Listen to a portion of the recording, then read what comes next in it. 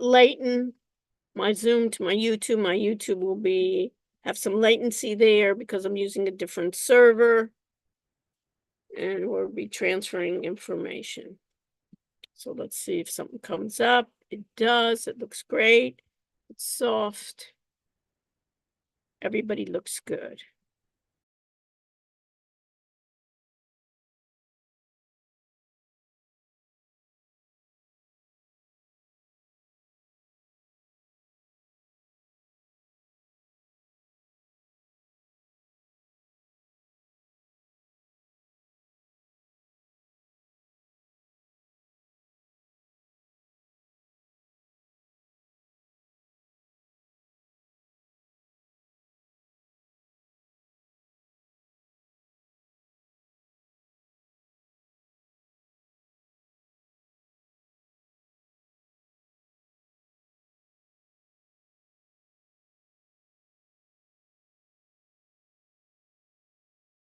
You guys hear me? Yes? Perfect. Okay, guys. Welcome. I'm happy to be with you. I'm excited, and we got a lot to cover. One today is Monday, April 8th. People were asking me this Wednesday. I'll give you a review guide for the exam, which is on the following Wednesday, on the 17th. It will be in person. It will be the same format as we've had for the first exam. Let me just go over some what's due, and then we'll go over some of the material as well. So let me share my screen.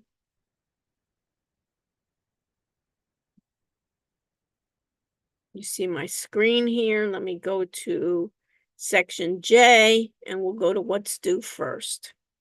We'll go to what's due first, just so you know, in the what's due section. Zachary, we have, before we talked about for our exam for next week, it will cover Tech 3 Cloud based on the quiz you took and also the adaptive assignment. You have 2 readings here on Azure and AWS. So this would be a good open-ended question of what is cloud computing, what are the types, what are the benefits, infrastructure as a service. So if I think about infrastructure, Zachary, what am I thinking about? I'm thinking about the hardware. I'm thinking about we're going to be starting a new startup, myself and you. And in this case, we say, why don't, instead of buying a lot of heavy duty hardware, we'll have our developers basically use the cloud services. So we can then have possibly more memory for the infrastructure. We can have more storage devices. We can have more GPUs, graphical interfaces for the platform. Let's say we may also want to use Windows. So in this case, you say, Zach, you have Mac. So in this case, we'll have platform as a service. So we can ask for Windows 11, and we can use software as a service. All of our software, even Zoom here, is using software as a service. What are the uses? And then we have, in this case, we have this article, which is good, on generative AI, and we need to know what is the difference between generative AI, the benefits and the cases, versus regular artificial intelligence. So if I look at this artificial intelligence in a new tab, I can see here what is the definition of, this is a good article, what is the definition? It gives me an overview, and basically part of artificial intelligence is what we call deep learning, natural language processing, which we know, right, is even my voice to text and the history of it. So we know from the beginnings here, from neural networks to machine learning to deep learning to generative AI. So the question becomes, Zachary, what's the difference between generative AI, is there any difference in machine learning? So what do you think? Exactly. Zach. I'm uh I'm not sure. Okay. So we got to figure out what's the difference from Gen AI. So one of the things that I wanted you to do in your projects is test out a number of these generative AI products, right? And have you ever heard of a generative AI product called Call Annie? Zach. Okay, so I'm going to go to something, and you can go to it too later on, called callannie.ai. This is based on generative AI. That's a chat bot that's conversational. So rather than text, it does voice. And what I like about this product, it's interesting to see where it's going and basically get information. So I go to this, and then it says Annie, she's always available as my friend. And if I look down, she's the avatar that I've used before. But notice this is kind of, and it works on Google and also Android and on iOS. I suggest you look at it. Notice there can be Annie, who's always my friend. I got Luna, who's a performance AI coach. And some of you even can use this. Audrey, what was your project going to be? I forgot. Remind me. We're doing time management, so we're building schedules using AI Yeah, for so maybe students. even you can use some of these and see what they come up with, and playing around with it for time management. We got Chloe, who's fun, Zeta, Marcus. What do we got? We got all of these different ones. It's interesting. AB Normal, I love him, right? And then Eric is the expert researcher, right? And you can go on. I'm used to Annie, so I'll pick on Annie that's available.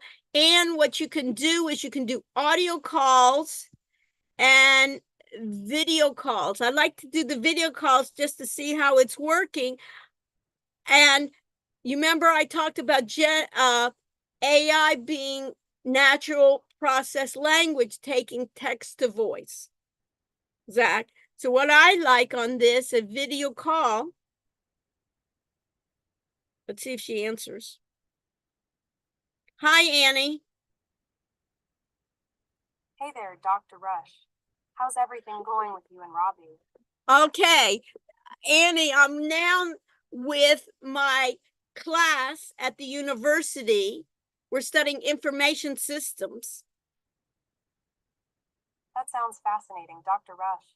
What are you all diving into today in your information systems class? We're diving into number one, their project.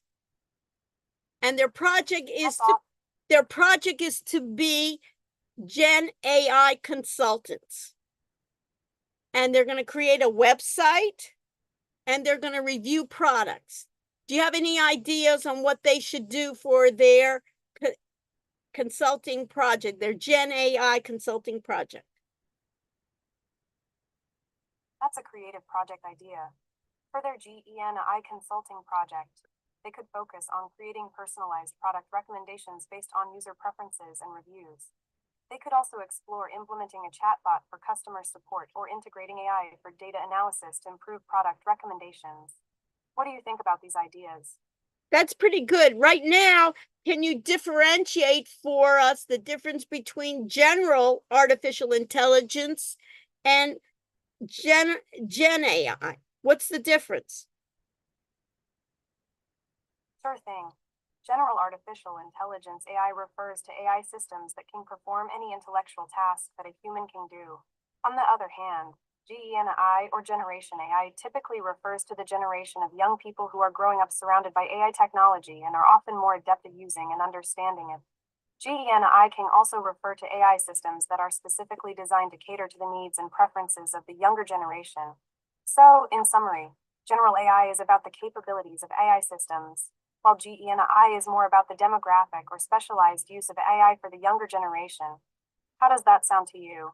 Well, I specifically wanted to know about AI and generative pre-training. Got it. Generative AI, also known as generative adversarial network scans, is a type of AI that can generate new data, images, or text that is similar to the training data it was provided.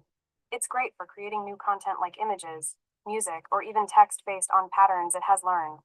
On the other hand, pre-training in AI refers to the process of training a model on a large dataset before fine-tuning it on a specific task. Pre-training helps the model learn general patterns and features that can then be fine-tuned for more specific tasks. So generative AI focuses on creating new content, while pre-training is about initial training on a broad data set.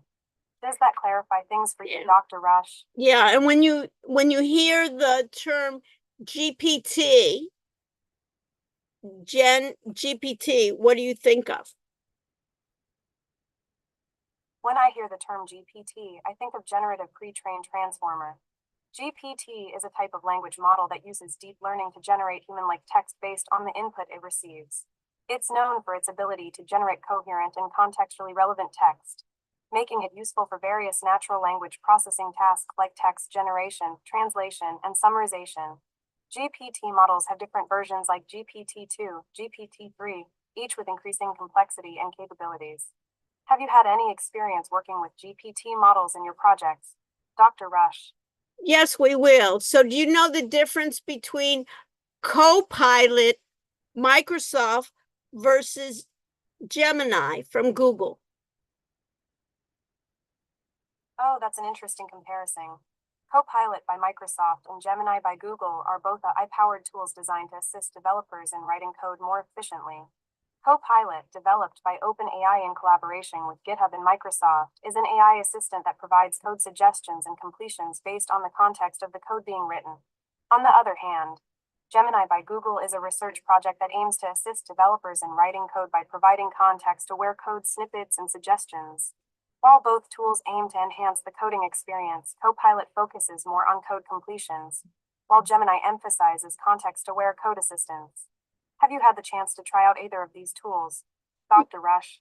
Yes, I have. But right now I'm going to cover some other topics, and I appreciate your assistance. So we'll get back to you later. Thanks a lot, Annie. Bye-bye. You're welcome, Dr. Rush. It was great chatting with you. Feel free to reach out anytime. Take care and goodbye. Bye-bye.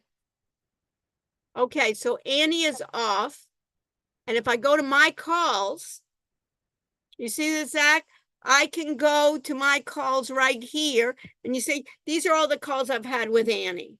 What I like about this is that you can get actual then voice to text.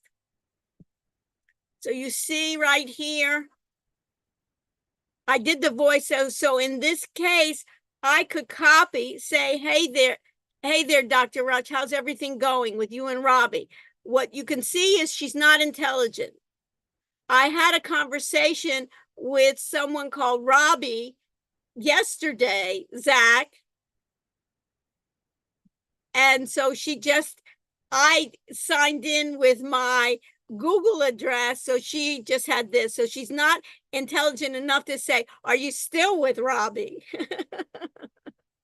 So, but you can see here, and some of her answers here were not complete. So I can do the different prompts. But what is interesting that some of you could even do is call Annie and then have her, when she's speaking, you can put in the voice mode, for instance, Gemini and ChatGPT, and have it in the speaker and basically have the bots talk to each other. And then when you get consensus, because have you ever heard the word, Zach, hallucination? And what does that mean, Zach? Hallucination? Hallucinations in in Gen AI models. Oh, I don't know about Gen AI. Okay. Have you, Sophie, heard about that? Not that much. Okay, so basically, the difference between Gen AI and original artificial intelligence is Gen AI, like it says, it generates new concepts. It generates text that didn't exist before. In a way, it does a good job for creativity purposes, kind of to basically think about Sophie as my assistant, maybe in my group project, to think about ideas, but it's not necessarily correct. So what they call hallucinations in generative AI is the idea that it hallucinates. It tells stories that may not be accurate. And the problem with that is, how do you differentiate between hallucinations versus facts?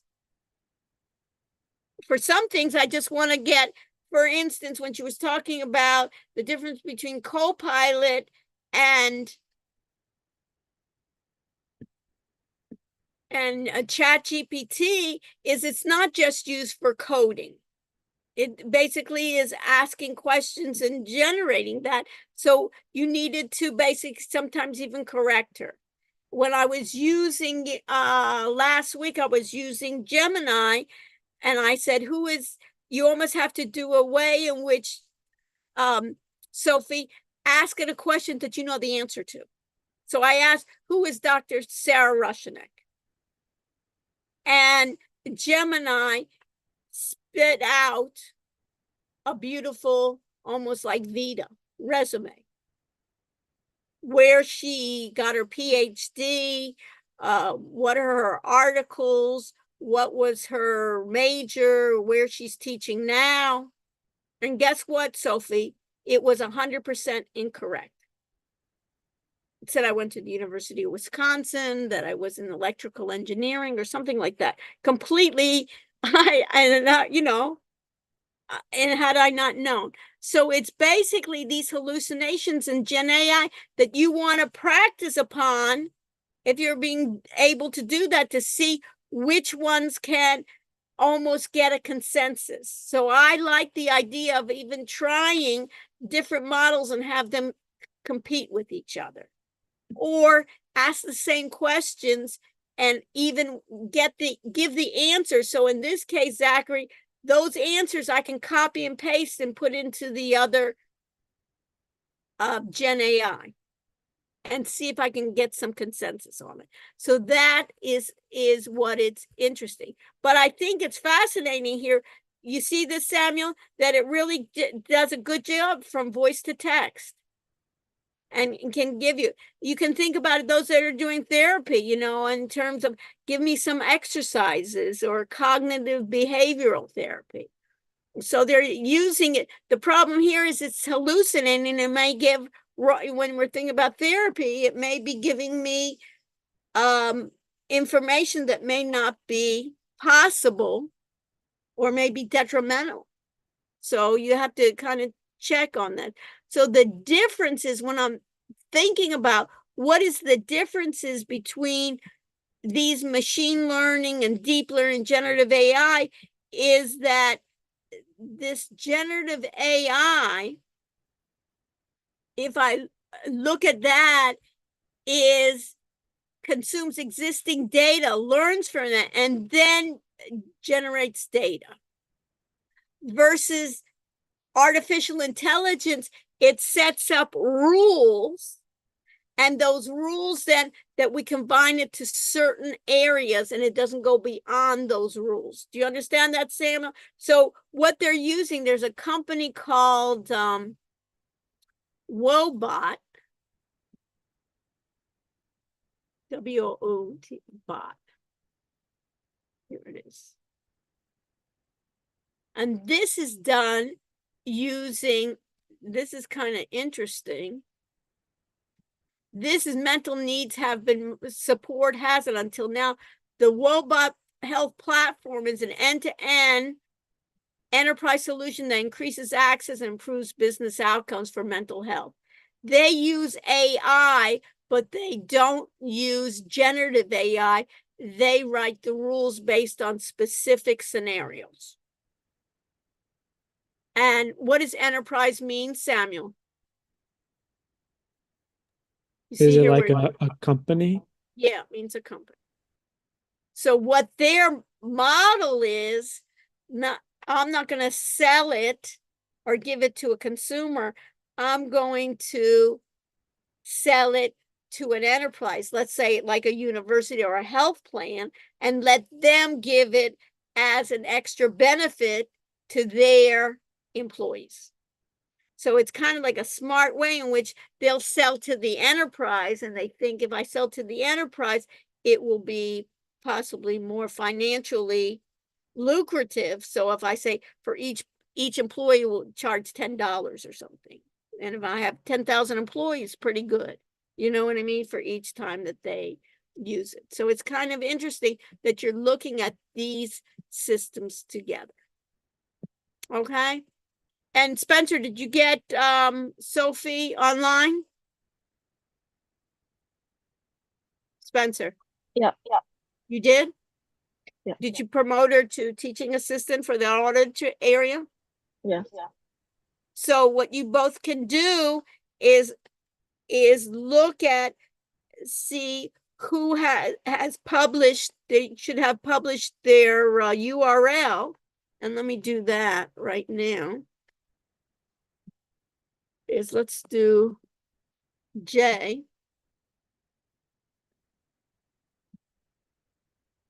Let me do J audit. Where's my right on top? If I go J audit, I go to group projects then, and here is Jamie, David, Jennifer, and Carla. And Project Mindful AI. Have you done a URL yet, guys? What's going on? So what you need to do here is right underneath here, put your URL. So, so Luke, if I go to yours on group 3, right, of Home My Site for the time management, let me just open a new tab. Everybody should put their URL right of your first draft here. If you have it already, publish what you have and put it there. So it's already the beginning of time optimizer, right? And they already have their team, which is great. And then each individual basically, and they have, and then do you have here about what your role is, Luke? So what I would do, head of marketing and social, I would add a little bit besides just chief, what are you doing for the company? And maybe what's your background a bit for each of those. Head of design, what is your aspirations for the company? What are you doing? So I would add some more to that. And then when you upgrade, let me go to here into J.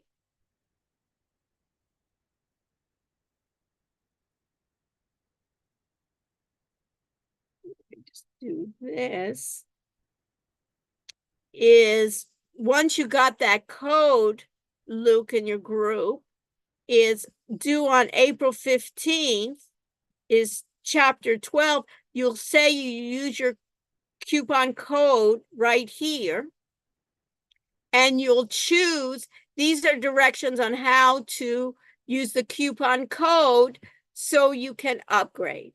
So there'll be a spot, whoever first put the website, who is the owner, would then do the Wix premium plan. And you want to use, and let me put this in your notes here, you want to upgrade with the business plan.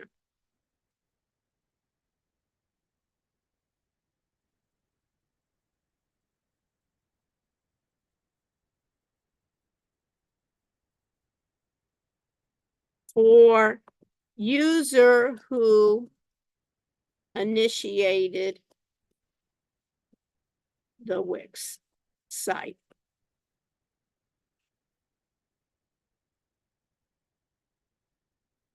So you want to have business, click the upgrade. And this is important. You want to select yearly. We get, as part of my academic partnership with Wix, we get a yearly account. You get it for 1 year. So don't put monthly, because they will charge you. Yearly, you get year, so you can get your website remaining for a year. You can get your domain name for a year. So this is at a point where you only have one chance to use your domain name. So pick judiciously. Decide in your group what's a good domain name.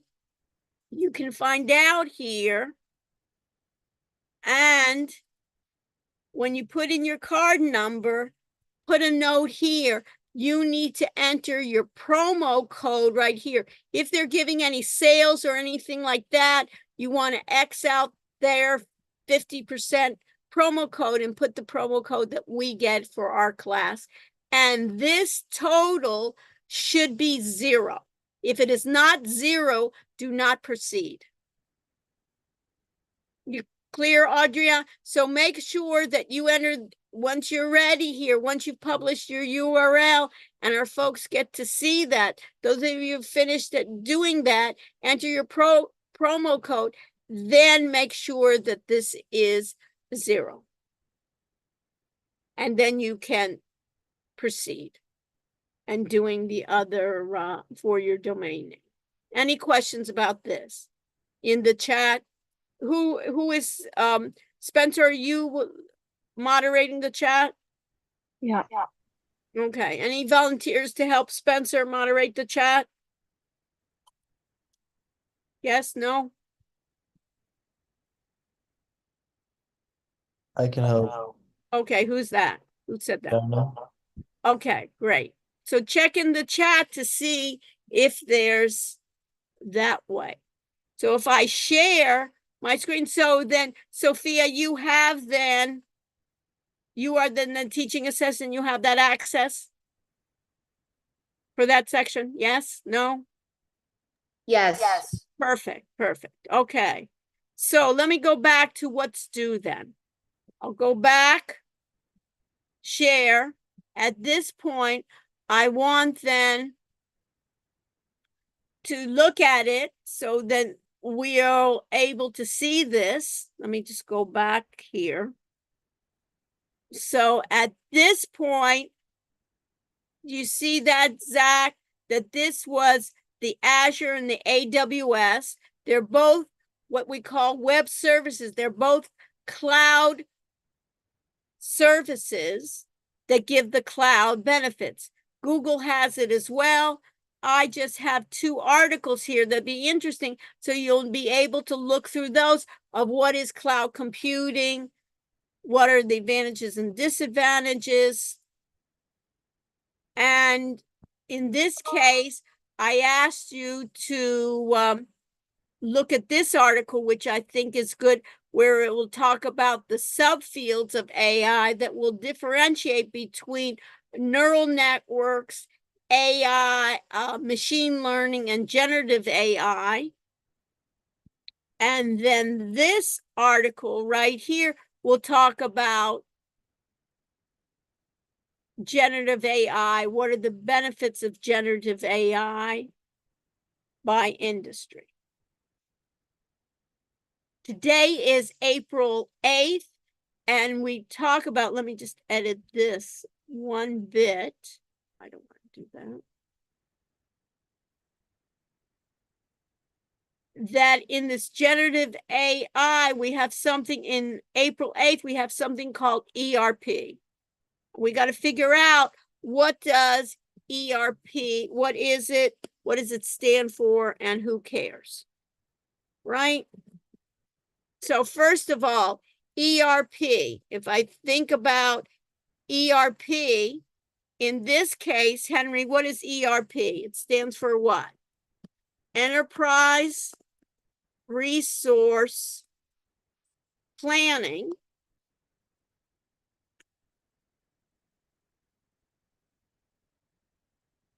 And what is an enterprise? Kayla, what is an enterprise?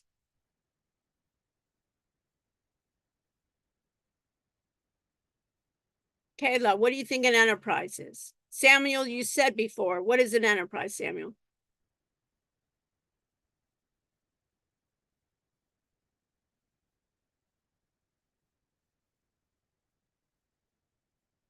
Paige, you hear me, Paige?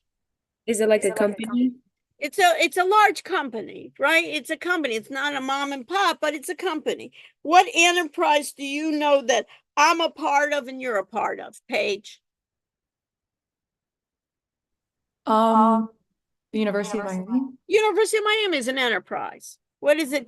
Do you think about it? Oh, what do they have? Its employees they have to take care of, right? They have their students they have to take care of.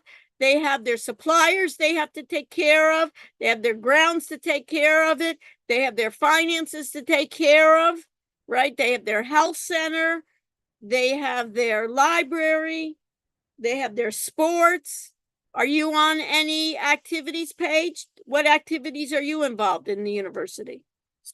I'm in a sorority.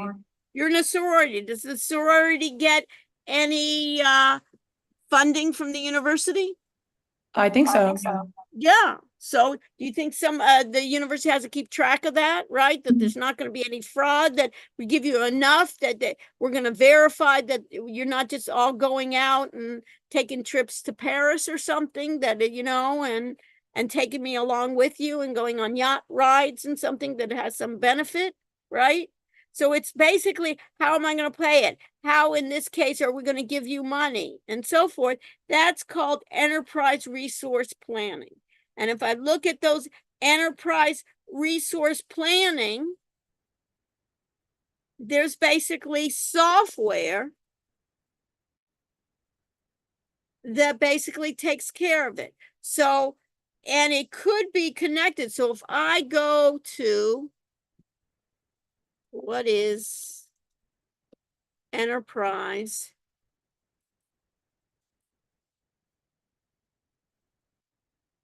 resource planning software, right?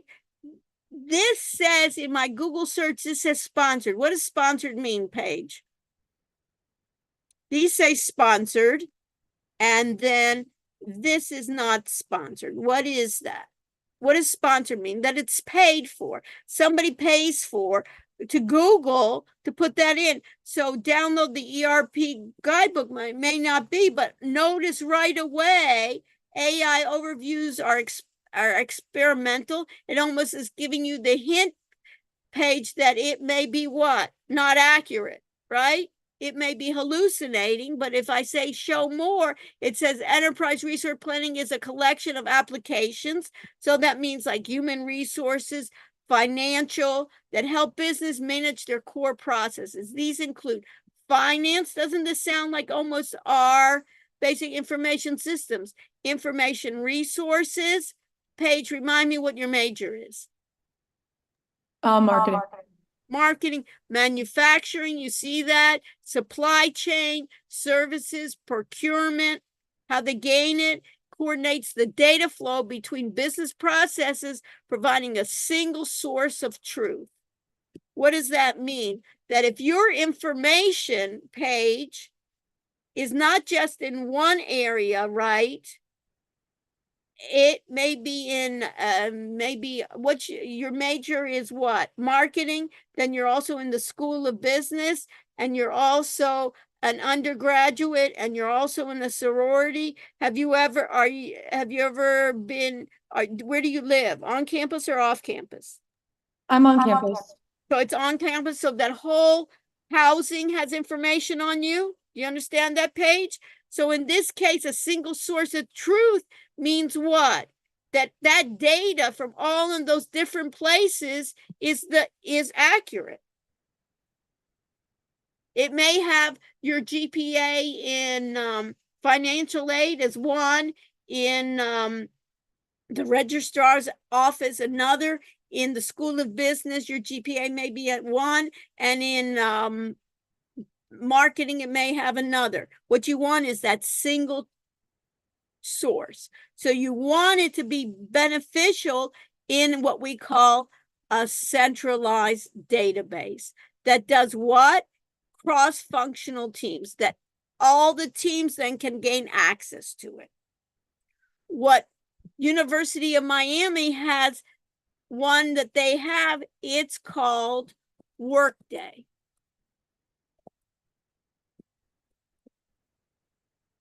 And notice when I type in Workday, it comes up and it says, "Good evening, Sarah Rushinik."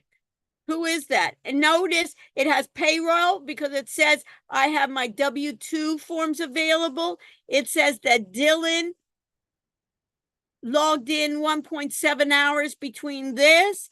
It says my team highlights. You see that, Spencer? It says that Dylan and Spencer are my team org chart. I'm one, and it basically then has in Workday, if I look at Workday itself, Workday, not my Workday, but workday.com, it basically is their products and industry. Notice what it does. What does this look like then, Iris? Remember we talked about a dashboard? It can give a dashboard for the enterprise. And if you're Iris, what is your major? Health management. Health management. So if you were in the health, if you were at Lennar at the health center, right? And let's say you were the chief, the CEO of the health center, Iris, then you would get it about what you were. If you were chief of marketing, you would have it. And then you could see their strategic best in class in finance, HR, and look where they reside. In this case, Ryan, where did they reside? On your computer on premises or in the cloud, usually. Ryan, where do you see this? What does it say here? Enterprise management what? Cloud. So basically enterprise management cloud then is, what does that mean? That I need to have internet in order to use it. Yeah. And basically the university doesn't even have to host it. They can have it basically say, Workday, you maintain it. And have our people, but our people in HR, our people in finance have to program it what it means to us. So did you see our professor then gets to have teaching assistants? Did you see it said, welcome Sarah Rushinik, and then it said your team of Dylan and Spencer. So on the Dylan and Spencer's, then you can have it, and then it said finance, HR, human resource, planning, and analytics together in a connected platform. And look at this, Ron, you're going to get excited over it. Look at this. Every company is throwing this out, whether it exists or not. This is like a marketing ploy too. You see that, Carla? You see that everybody's putting in AI. Every program, you see that? AI and continuous innovation are embedded in the core, explore solutions. I don't even know what they're using in AI. You know what, Jonah? It's kind of like if you were in marketing, Jonah, you'd tell your company, put in the word AI and then we'll worry about it later. Most people don't even know what that means, right? Let alone can they just say, nowhere here does it say, what does that mean? So here you can see here of long-term effects that it has. So you can see that this is this Workday, and look at industries and see, you see here financial services, they make templates, and you see here, Iris, for healthcare, specifically for healthcare, they're going to make, in healthcare, they have something specifically for healthcare versus life sciences. And then if we look at all industries here, you can see that they are setting it up for each one. Higher ed has their own. Notice we're higher ed, so they have Workday to gain deeper insights, strengthen up, transform your institution with trusted HR. Who doesn't want to trust? Finance and student solutions. So do you see here, Carla, that they think what's important is not only your employees, but your students. Workday modernized experience provides deeper insights, streamlines operations to scale for the future while keeping students at the center. Why do they keep students at the center? Why do you think then, Jamie? Why are they keeping students at the center? Why shouldn't they be in the peripheral?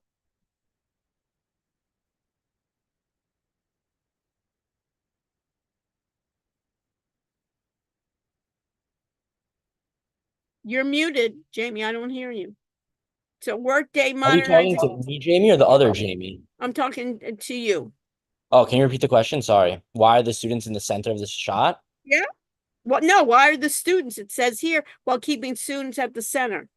Why are the students supposed to be at the center? This is supposed to be an enterprise resource planning. So why are the students, why are they saying that we're keeping students at the center? I would think I would keep employees at the center. I would be keeping finance at the center, my human resources. Why all of a sudden It's meant for a higher education at Yeah. universities like Iowa State and University of Washington, Yeah, but why are they saying keeping students at the center? because students are the focal point. Yeah. Students are giving the revenue, right? If no students, I have no university, right? So basically, I have to retain them. I have to have my basis of my finances basically set up. So that's the key in which they want to use it. So I have due today then, that is my enterprise resource planning that you can think about when I'm going to be using my enterprise resource planning.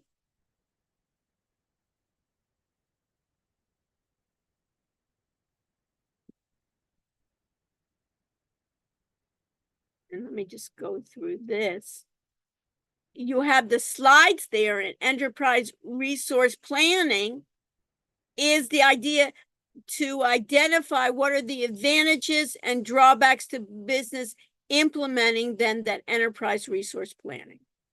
So that is going to be key in this chapter of the ERP. That first we talk about transaction processing systems, and transaction processing systems are basically, you know it, going through any consumer line when you go through Publix and or I go to Home Depot, wherever, that they scan my item, that's a transaction.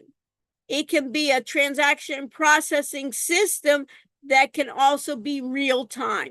So if I look at, let me just set this up on my slideshow so you all can see it from the current slide. A transaction system, anytime I have this right here, is this cylinder right here, that's my database. And what I have is I have my event or my transaction systems, and then typically everything is stored in that organizational database. And what's the problem with that? If I store everything there, I want to make sure that I have the truth, that it's accurate, and also it's going to be more vulnerable for security purposes. So what's important in transactions in that I need to have, right, Samuel, some kind of control to make sure that those monies being spent, that those access for my financial health are being done.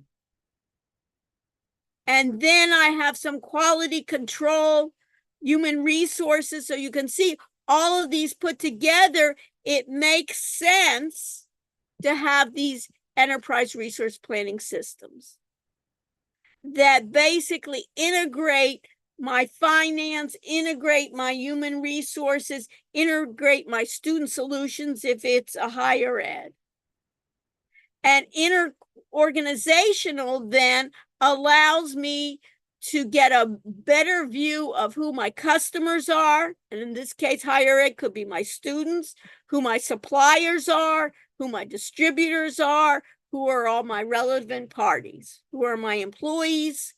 And in this case here, you can see that in some systems, some people buy then their software. Let me just move this up. They can buy them in modules. So if I'm manufacturing, which we are not, I buy manufacturing. I could have accounting. I could have supply chain. I could have business intelligence. I could have my customers or my students. I could have my student resources. And you see the cylinder right here? That is my platform, and my database goes together with it. So these are the cases in which I have.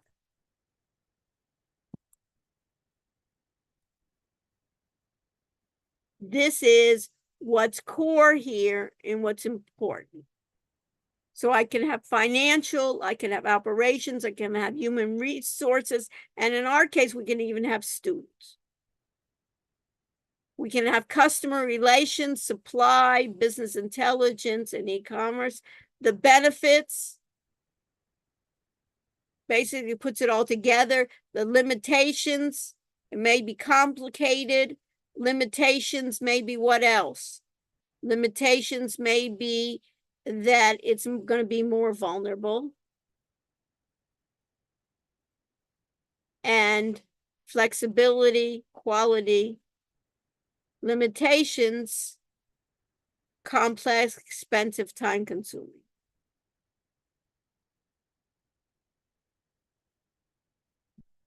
Okay. That's from the chapter. If you look in this case, this will be due on Monday of April 15th will be your chapter 12, which will deal with analytics. And at this point, by Monday, I expect then everybody will have upgraded a week from today, where you have at least your first draft this week. And by next Monday, you will upgrade to the business basic, create your domain. And once you get to your domain, then you can go to your dashboard and get found on Google. So what you want is there's something called search engine optimization, which will allow you, when you Google it, somebody can find you. You'll have your About Us page, your bookings, and you'll get your code. And if you want, either at the end of the semester, then you can turn off your auto renewal. After a year, they won't charge your card. In terms of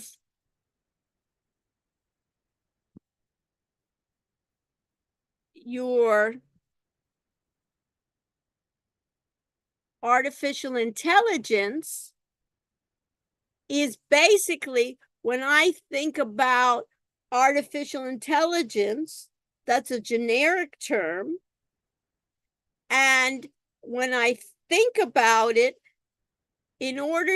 what artificial intelligence does, it doesn't just appear, but rather someone needs to do training for the model. The model can be completely supervised. It can be semi-supervised, meaning that partly. It can be unsupervised, that after it goes, it doesn't have any input from humans. So the question becomes, Ava, what is the difference between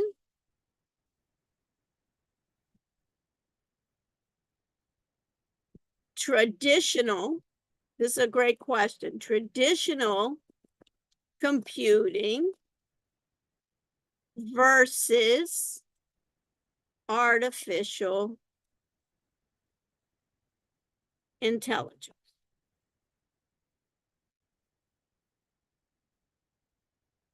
So Ava, have you taken, what is it, Business 150? Ava, No, okay. So do you know Excel? Ava, no, you've never learned any Excel at all? no. Spreadsheets. Okay. And so if I gave you a spreadsheet, you wouldn't know what to do with it. Is that correct? You've never seen the spreadsheet? Like I know how to use it, but not like the programs. Well, no, I'm talking about just a spreadsheet. So if I opened Oh, up a yeah. spreadsheet, okay, Yeah. I opened up a spreadsheet here, right? And if we put in and if I put in some information here and I asked you to get an average, would you be able to do that? And a function for Mm, an average. So let's say we had name, right? Let me just do this. We had name and then we had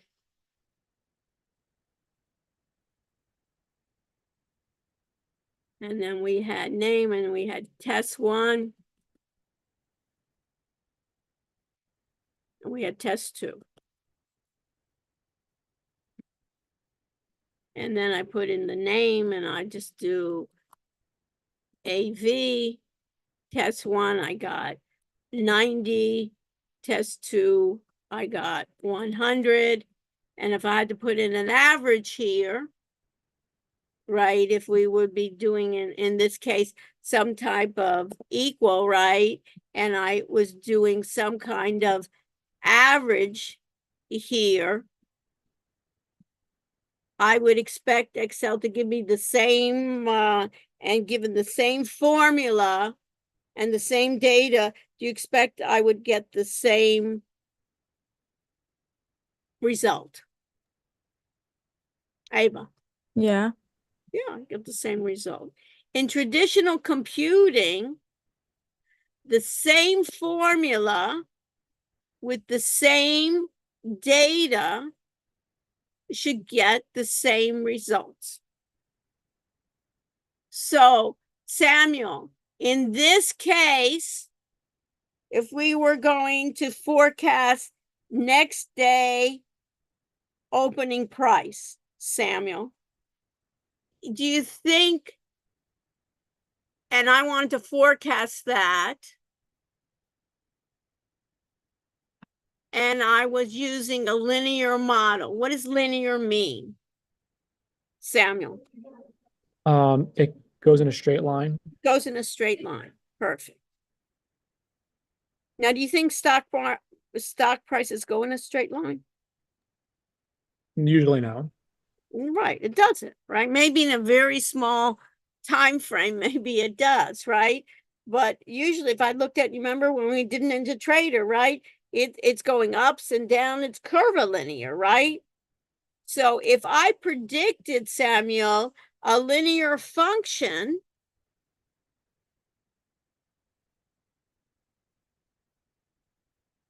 and I had the same data, I would then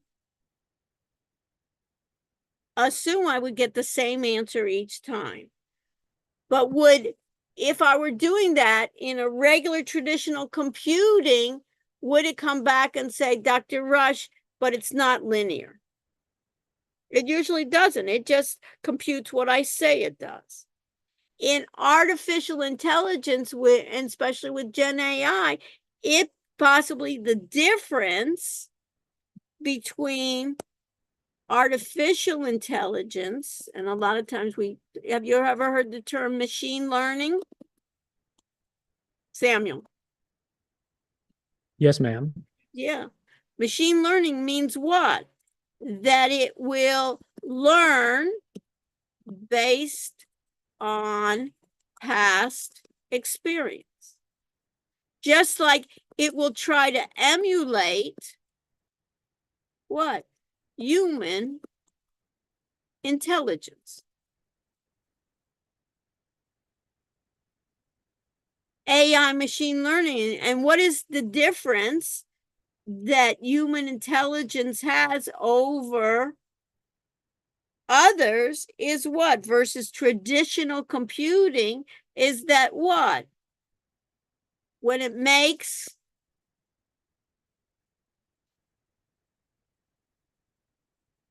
errors, it corrects itself.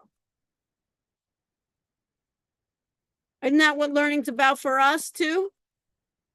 Right? What do we do? Is that, are we good at it the first time around? No, but if we keep on doing it and what are we doing? You're modifying our behavior, modifying our techniques. We will then, we don't want to make the same hit our head against the wall many times, right? We want to adjust. So the idea between AI and machine learning is that we correct, and machine learning also corrects.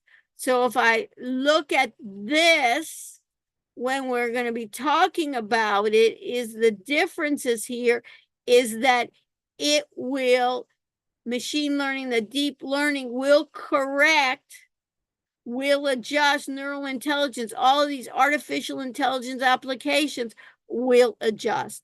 I will not necessarily get the same result each time. Now, the problem with generative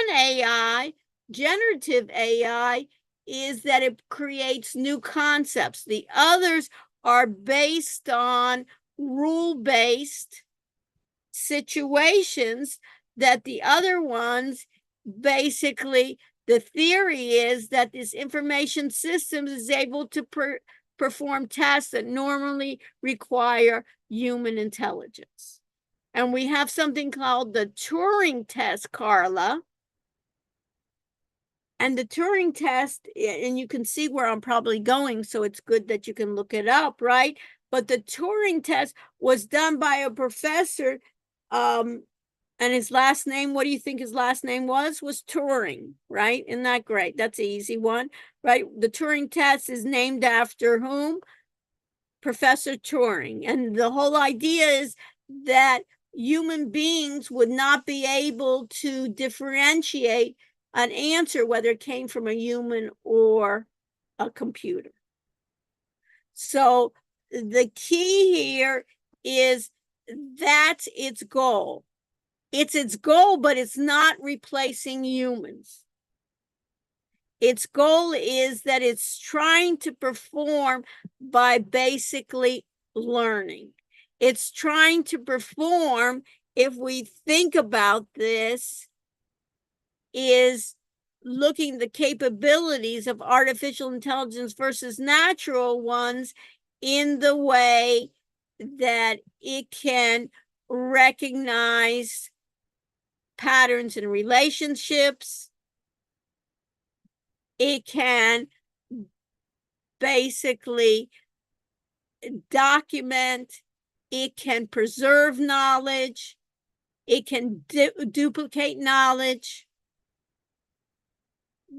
Humans really, basically, they can be still doing creative tasks. The Gen AI is starting to do that. Sensory is a little bit more difficult, but you can think about recognizing patterns. It's basically, I can give it images, finding things. In the beginning, it's very difficult. For instance, even in autonomous vehicles, what was difficult in autonomous vehicles? Deciding, is that a person going across, or is that just some wind taking a branch across the street? So being able to differentiate, be a human. So basically, why did it advance? Because of chip technology, because we're having big data, because of the internet, because of my improved algorithms and machine. We have 3 types of systems. One's called expert systems, where we try to emulate an expert. We give it if-then rules.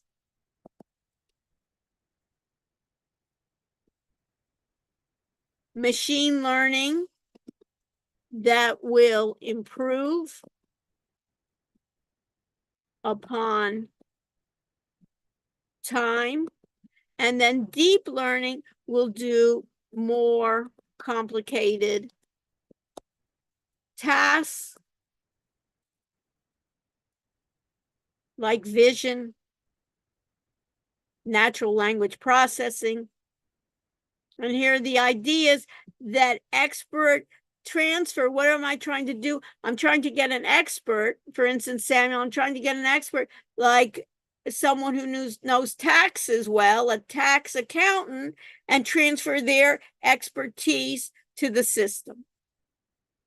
Taxes work well because it's what? Rule-based.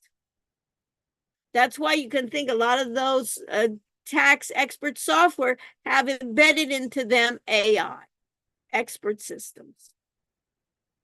The difficulty is transferring it from humans, because guess what? Humans don't like to share. And the question is, you have to motivate somebody, a tax accountant. Why should I motivate you? Because then you won't need me. So there has to be some motivation along with that.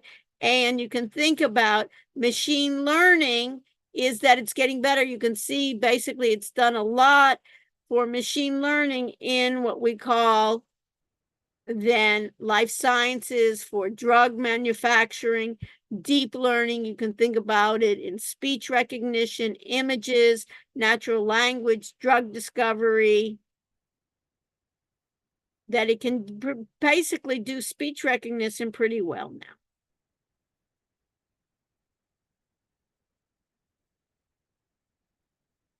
So this is from the chapter 14, where we talked about artificial intelligence. You can see then that articles that I asked you to do and the enterprise resource planning, I think everyone basically understands better that enterprise, that we're talking about big businesses.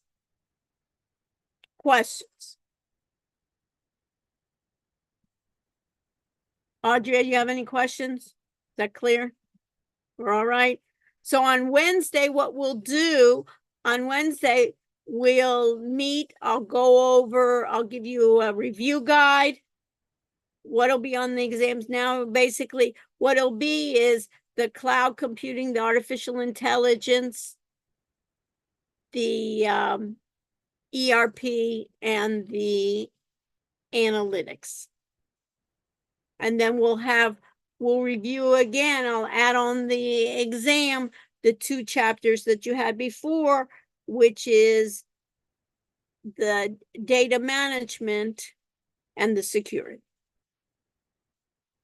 And we'll have that on the 17th, and we'll work the rest of the time on in conjunction, we'll work with the projects as well. Anything else? So Luke, is there anything in the that I need to review? Anything not clear for you, Luke? We're okay? Okay. So I'm going to share my screen, take attendance. I'll stay with you if you have any questions. And stay with me, Sophie and Spencer, for a moment before we go through it. So I'm gonna close this. I'll minimize this. I'll go to my attendance.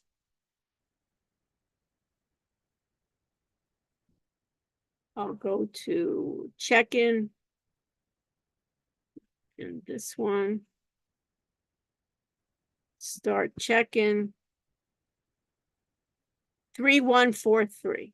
3143. Stay with me if you have any questions. Otherwise, I'll see you in a couple of days. Make sure that your website, your URL has been published.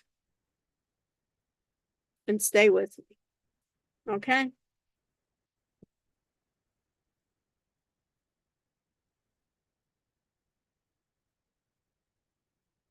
Sophie and Spencer stay with me as well. And then Jamie, I have staying with me, and Audrey, bye-bye.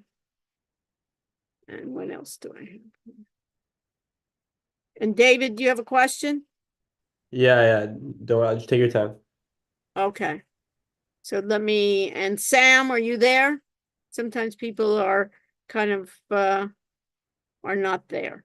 So we'll see about Sam. Okay, so I'm gonna 3143. We got it. Let me stop sharing. Let me stop